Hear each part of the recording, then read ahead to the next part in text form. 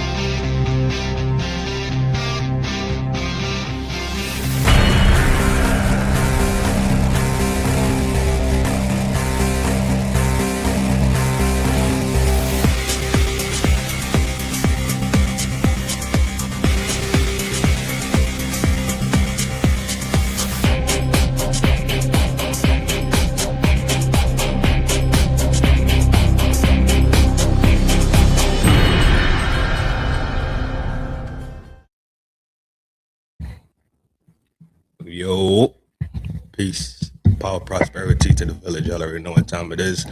This is a new segment on the show. It's called Now You Know. Welcome back. Settle in. We're about to get into this Dwight D. Eisenhower and the highway system that was created in America. This one's going to be short, 30 minutes max, in and out. Get along with the day, then I'll be right back at it. Still got to go to work. Still got shit to do. You hear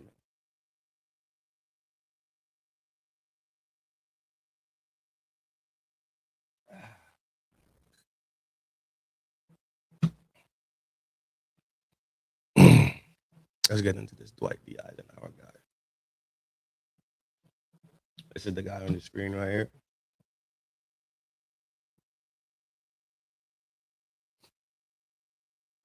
So Dwight D. Eisenhower, right, wasn't just a president, right?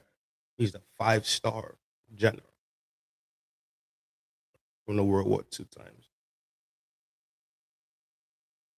He built pretty much the roads that we travel on every day.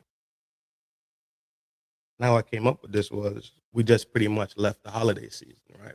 And during the holiday, what people do, they travel, they fly, but a lot of people tend to just drive.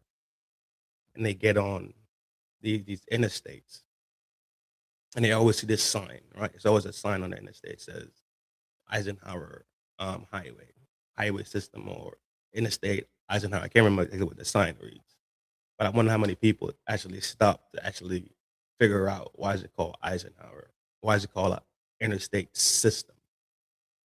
Right? And it's because Dwight D. Eisenhower, the president, the 5-star general, a winning general too. He pretty much shaped the way that people travel in America today. Him creating the interstate system, right? So big salute to Eisenhower. setting us up for success pretty much. And we can't go without saying and acknowledging the importance of the road system and the interstate system that we have in this country. So without further ado, um, let's jump into a brief history of President Eisenhower. So President Eisenhower was born October 14, 1890, right, in Denison, Texas.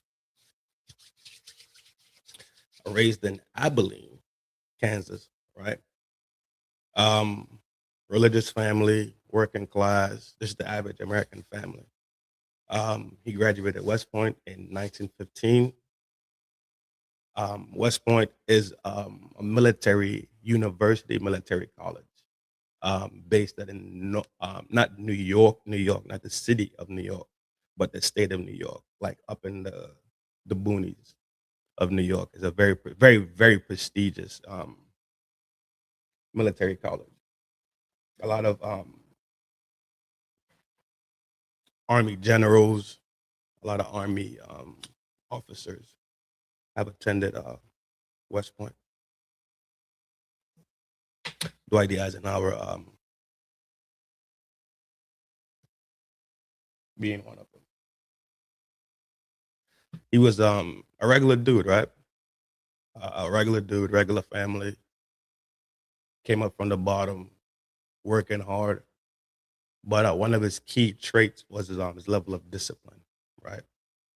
His tenacity to learn and better himself. During the war, he was known to be extremely good at planning and logistics. He was extremely good at planning and logistics, which made him so crucial in World War II, becoming the supreme Allied commander in Europe. He was crucial in D-Day. He was crucial in the liberation of Western Europe. Also, he was known for managing his managerial skills of his people, his soldiers, and the people that worked for him. Was something that he's been known for, right? His management skills, his ability to rally troops and manage morale and tame egos and put his soldiers in a state of focus and mission completion and emphasizing the importance of missions is one of the things he's also known for during his war times in World War II. After the war, he was post-war, right? After the war, he was president of Columbia University. Um, he also um, his military brain, his military tactics made him extremely knowledgeable, extremely versed in military readiness, which is something that us being Americans, right? Us being from America, being the strong arm of the planet, where we go around and we say, let's shape and let's fix these countries, let's give them democracy. Regardless, America has been known to be the war arm of the world. Just like when you look at England, right? You look at England is known to be the law arm of the world, LAW. America is known to be the war, WAR, arm of the world. And if you want, you could look at NATO and how NATO works, and America kind of tends to drive a lot of force in the wars. You can look at the history of the wars. A lot of people don't jump into the war until America gets into the war. A lot of support comes to America when they do go to war. Allied nations show up, right, to support America in their efforts. He was the president from 1953 to 1961, and he was the 34th president, and he was a Republican.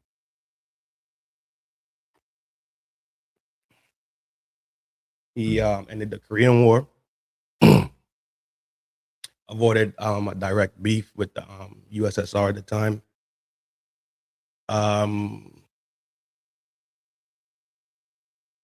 As a Republican, he was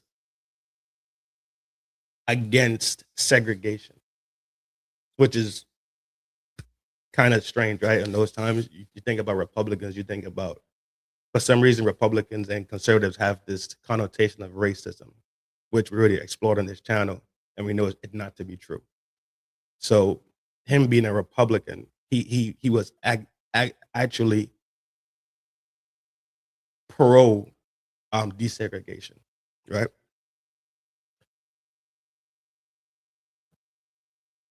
Let's take a quick gander right here, real quick.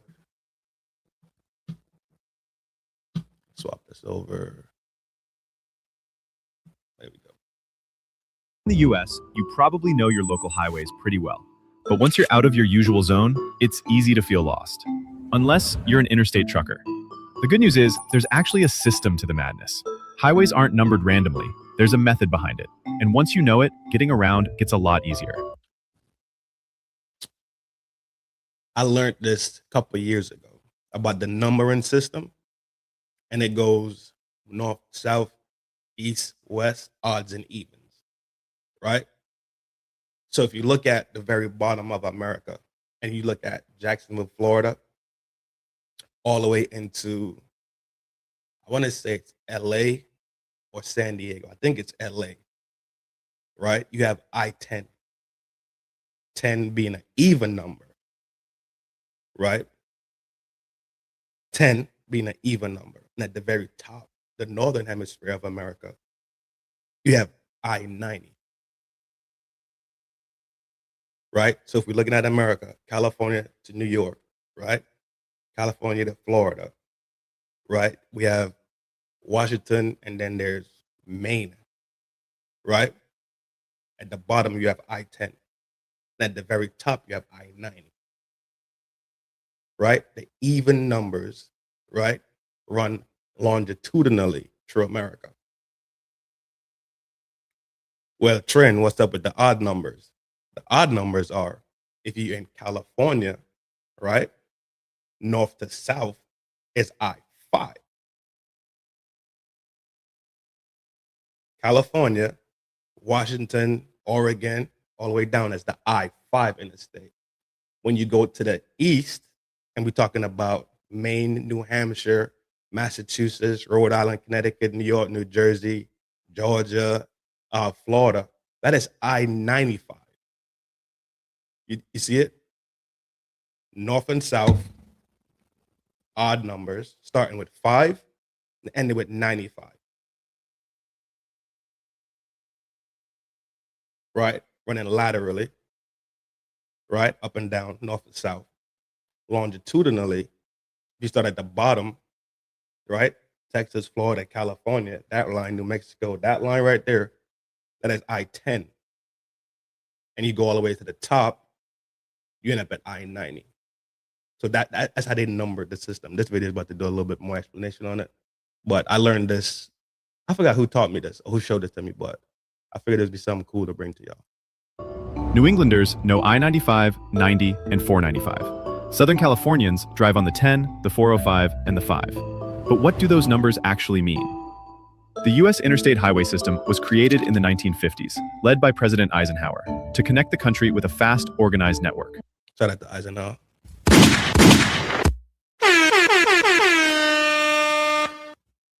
Before that, long trips were a mess. An Army convoy in 1919 took 62 days to get from D.C. to San Francisco. Here's the basic idea. Major interstates are numbered from 1 to 99. Odd numbers run north-south, with I-5 on the west coast and I-95 on the east. Even numbers go east-west, starting with I-10 in the south and I-90 up north. Think of it like a rough grid. 3-digit interstates, they're side routes off main ones. The last 2 digits tell you which highway they branch from. But state and local roads don't always follow this system. State highways often use a shape like the state itself, and the older US highways have their own signs. The red and blue shield, that's always an interstate. Once you know the pattern, getting around gets a whole lot easier. Let's go back to that last part right there real quick.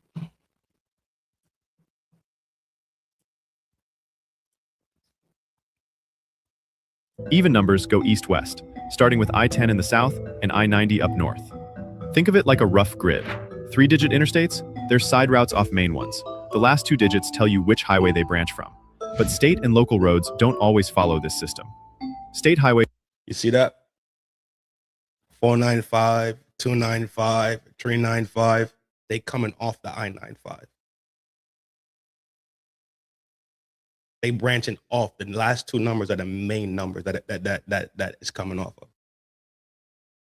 Right? And I'll tell you another trick in a little bit about how to navigate when you're lost. Highways often use a shape like the state itself. And the older US highways have their own signs. The red and blue shield, that's always an interstate. Once you know the pattern, getting around gets a whole lot easier.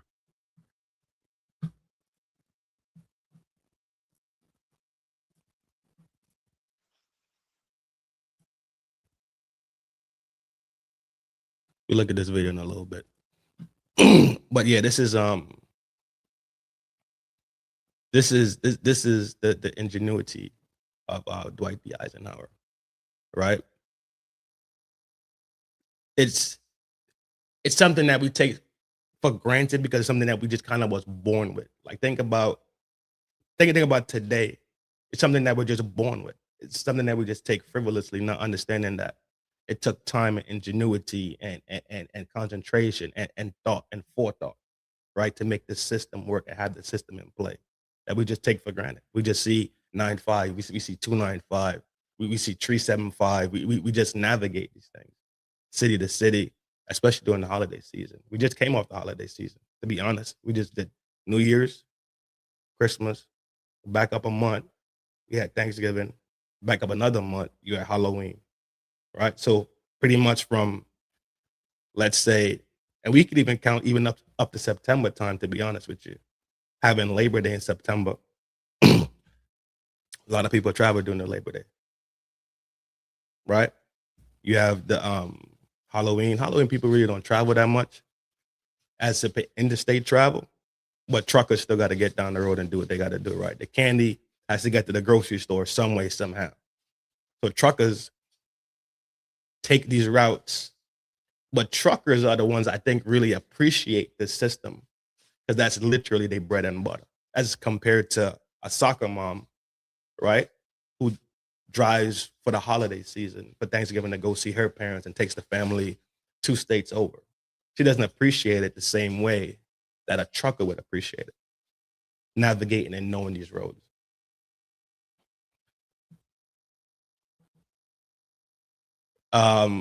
This kicked off with the Federal Aid Highway Act of 1956, authorized 41,000 miles of highway, largest public highway project in the United States history, funded by federal gas taxes, 90% federal and 10% of the state pitched in to make this happen.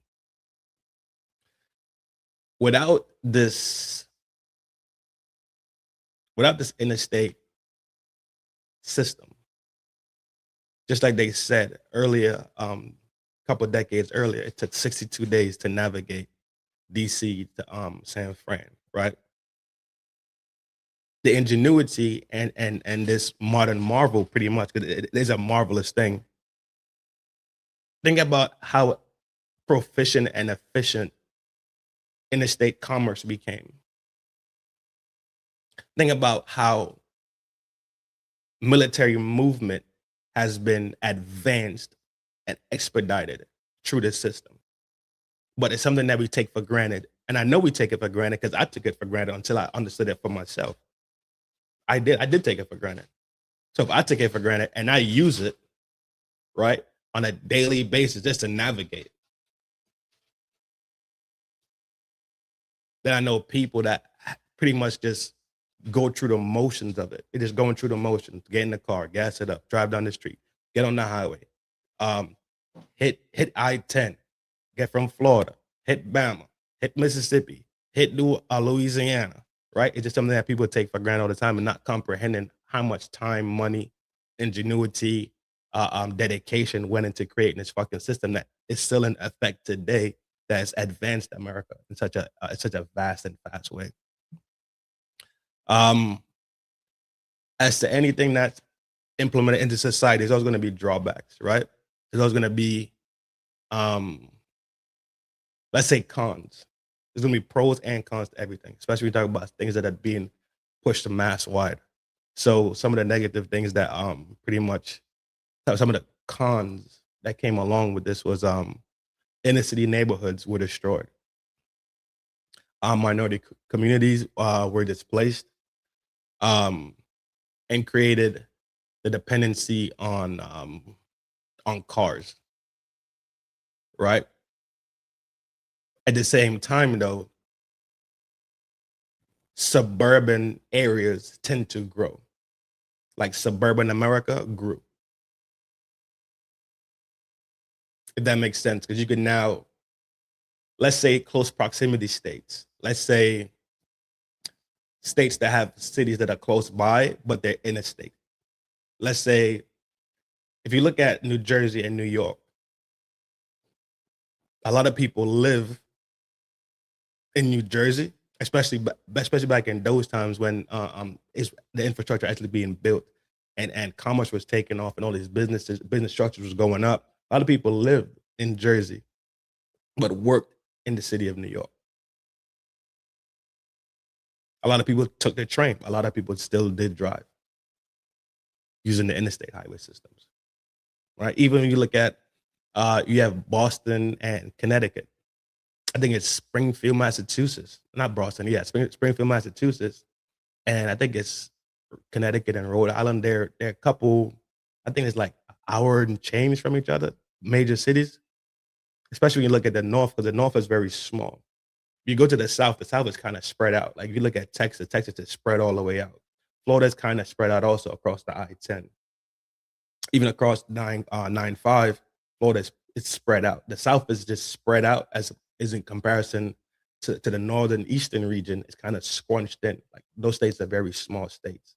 You look at the DMV area, the Delaware, Maryland, Virginia, Jersey, that whole area is pretty much small and tight. It's compacted. So you can do a lot of interstate travel in a few hours, right? Today we have over 48,000 miles of interstate highway. 48,000 miles of highway. That has a direct impact on the economics and also military movement. Think about how military needs to move sometimes when you have to put a bunch of troops in a certain space, certain place within a certain amount of time. The interstate highway makes this extremely feasible. When it comes to truckers have to ride a certain amount of hours a day, or they don't have to ride a certain amount of hours a day. I take that back. I think they could only drive up to a certain amount of hours per day. So they drive in these interstate systems that help them actually be proficient and efficient at their jobs, which brings the groceries, brings items to the locals, to the Walmart, to the ShopRites, to the grocery stores, the convenience stores, even to the tire shop, Pep Boys and Firestone. All these things come on trucks, and these trucks use this interstate highway system. So we are direct beneficiaries of this interstate highway system in much more ways that I think we actually look at, to be honest. So once again, shout out to the man Eisenhower. We play this video real quick, and we about to bang out. Engineering crisscrossing the United States. But did you know that the primary purpose behind this highway network was far more strategic than civilian transportation? This project belonged to President Dwight D. Eisenhower. As the supreme Allied commander in Europe during World War II, he witnessed firsthand just how effectively Germany's Autobahn system could transform the movement of military troops and logistics. During the height of the Cold War, in the event of a nuclear attack or foreign invasion, two key strategic objectives were established. First, to allow for the rapid evacuation of major cities. Second, to enable the Yeah, you know, I didn't even think about evacuation. I didn't even think about the evacuation that have to happen in these regions right here in the South, like we was talking about a little bit ago. You look at Louisiana, Mississippi, Bama, Florida, South Carolina, right? Georgia, maybe even North Carolina too.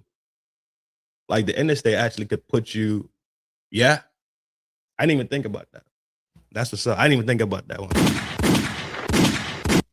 Yeah, evacuation. Didn't even think about that.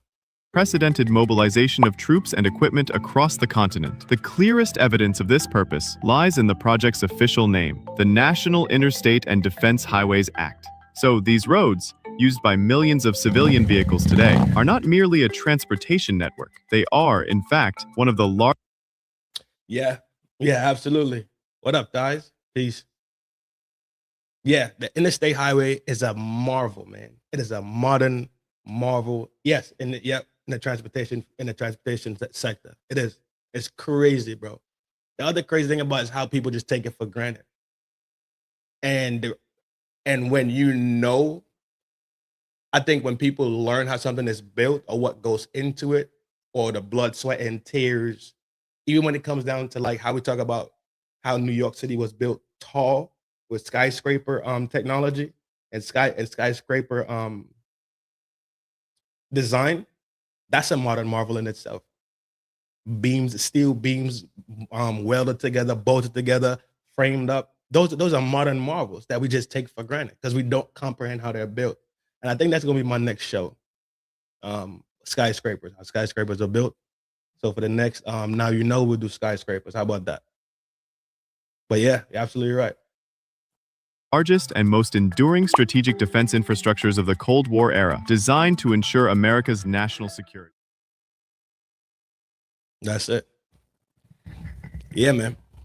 I think when people don't comprehend how things are built or what goes into it, they don't have the level of respect or the level of reverence, right? Or the level of salute, just simply because they don't know. I think when we give people these little gems of information, 30-minute quick live 30-minute video about the things that we have that we take for granted, the things that we have that we never comprehended how it came to be in the first place, I think we give them another feather in their cap, right? Another some more information, some more understanding, some more knowledge that when they do get on the highway to travel for the holidays, to go see their people, when they do see how trucks leave Texas and end up in Washington State, how proficient and efficient it is nowadays as compared to prior to the 1950s, right? I think when we give these people this little bit of information, these little gems, that they tend to have a little bit more respect and a little bit more appreciation for the at least I hope so. Right? I hope they have a little bit more appreciation for what we actually have, and the feats and the ingenuity of mankind to set us up to where we are today. But that's it, man. A quick video in and out. This has been the very first episode of Now You Know. So I hope everybody that popped in today, drop a like, share the video, subscribe. Shout out to the man again, bro. Shout out to the man again. Saw something overseas, brought it back here, implemented it, and helped out the United States to become more proficient and efficient in moving things along the byways and the highways. So big salute to you, Eisenhower. Yo!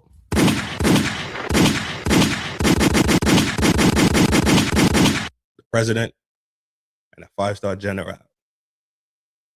Big salute to you. Peace, power, and prosperity to everybody. I'm thinking about doing skyscrapers for the next Now You Know video. But as of now, that is it. Hope everybody enjoys the rest of their day. Be productive, be peaceful, right? Be positive. Hold it down, love yourself so you can love the people that surround you, and take care of yourself so you can take care of the people around you. Y'all know it's a love thing. I'll see y'all soon. I'll be back later on. Don't worry. I'm coming right back.